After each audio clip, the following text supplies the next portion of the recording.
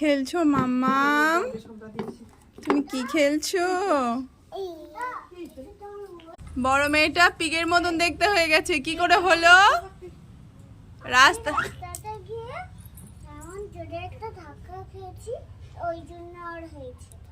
ও, তুমি কাউকে না নিয়ে একা একা রাস্তা পার হচ্ছিলে, ওই জন্য বাইক এসে তোমাকে ধাক্কা মারলো।